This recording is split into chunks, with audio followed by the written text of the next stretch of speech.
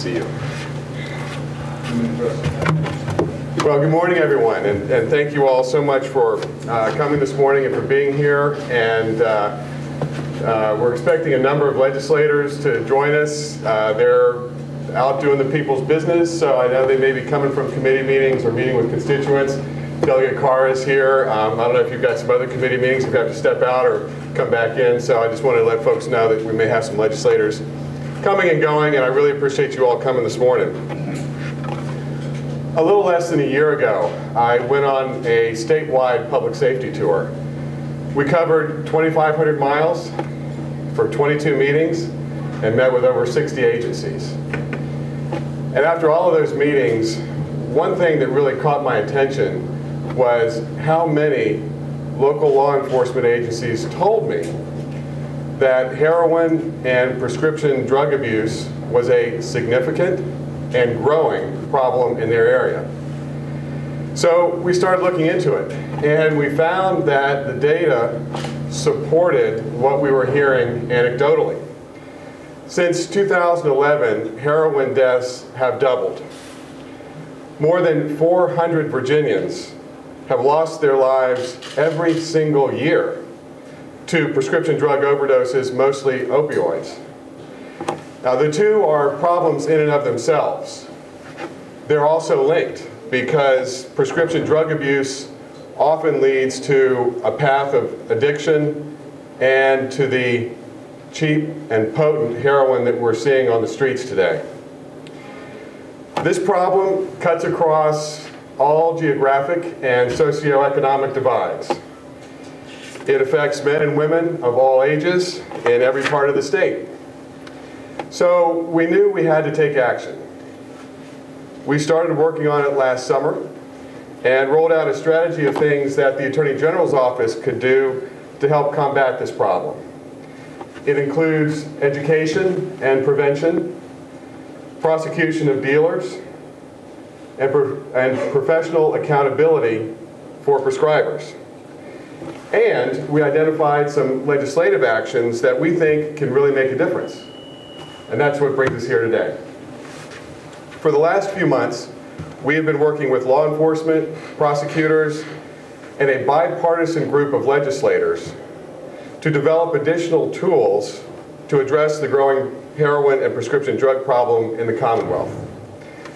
The goal of these bills is to save lives. I don't want another parent to have to bury a child. And I don't want another child to lose a parent to heroin or a prescription drug overdose. In just a minute, you're going to hear from sponsors of some of these bills, and they're going to talk a little bit more about each one of them. But to summarize, there are 4 bills in front of the General Assembly right now. A bill that would create a safe reporting or Good Samaritan provision, as exists in 23 other states, to encourage reporting of an overdose in progress.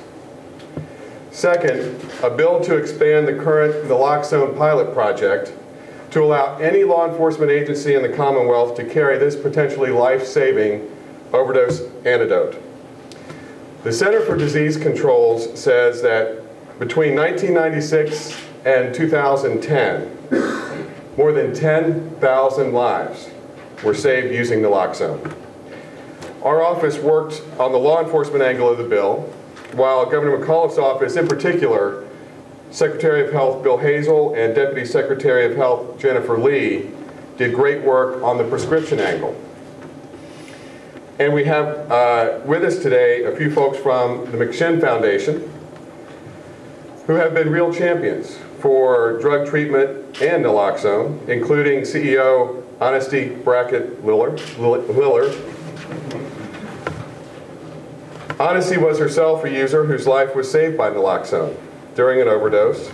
She's been in recovery for more than 7 years and now works with other individuals struggling with addiction.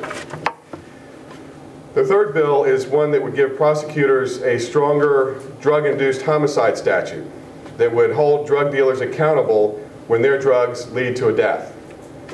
And fourth, a bill to give probation officers access to the PMP or prescription monitoring program to ensure that probationers aren't accessing prescription drugs.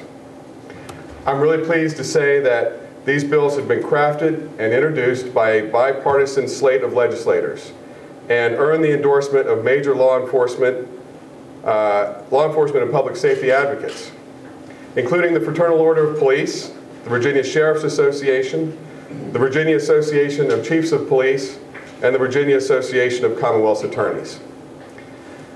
This is a big problem. It's going to take a lot of hard work at the local, state, and federal level.